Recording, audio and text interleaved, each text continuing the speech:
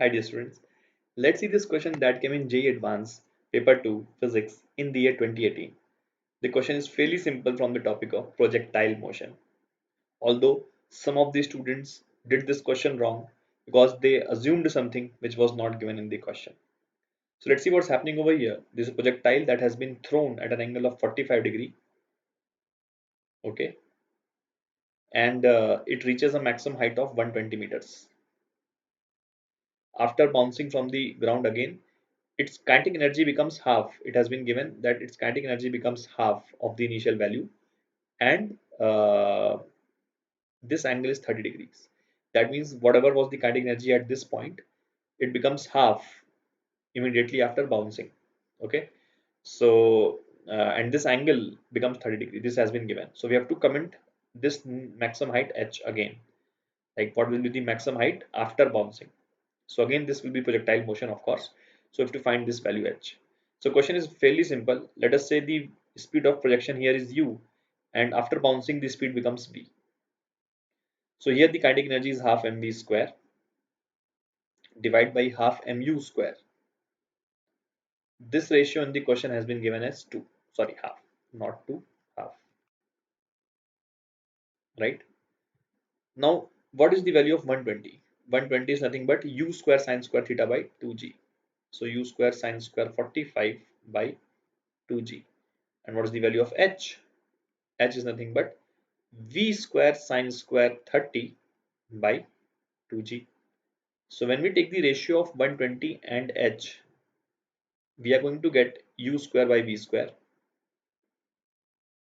into sine square 45 is half, 1 by root 2 into 1 by root 2, and sine square 30 will be 1 by 4, hence it will become 4.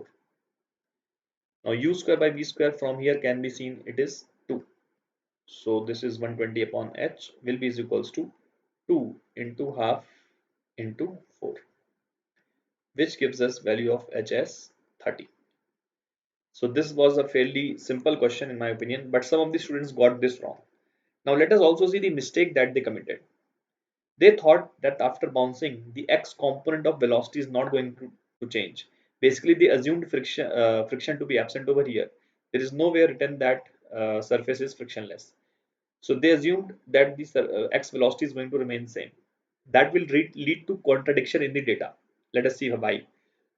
Suppose, so in the question it has been given that this angle is 45 degree, this angle is 30 degree.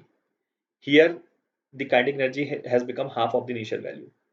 So here let us say the speed of projection is, let's say initial speed in x direction is ux, and so initial speed in y direction will also be same ux and uy, because tan 45 will be equals to vy by vx. So we can say that speed in x and y, let us say, is both u. That means this is also u, or we can say u by root 2 if you want. Then u will become the speed of projection. So let's say the speed of initial speed of projection in y-axis is u by root 2, and in x-axis is also u by root 2. Now if you assume that this is not changed, this has not changed, x velocity has not changed, then using the value of vy by vx, which is tan 30, tan 30 is vy by vx, so vy upon u by root 2. So here vy will become u by root 2 into tan 30, which is 1 by root 3. So this becomes u by root 6. Now if you find the kinetic energy here, so what will be the kinetic energy? Half m into u square by 2 plus vy square, which is u square by 6, right? So this becomes half m into 6 plus 2, 8 u square by 12. So you can see this is not coming out to be half of the initial value. Half mu square ka half nahi hai ye, and hence you could not have assumed x velocity to remain same. So this was the mistake some of the students did, and it led to the contradiction in the data. I hope you would have understood and you would have enjoyed the solution. That's it. Thank you.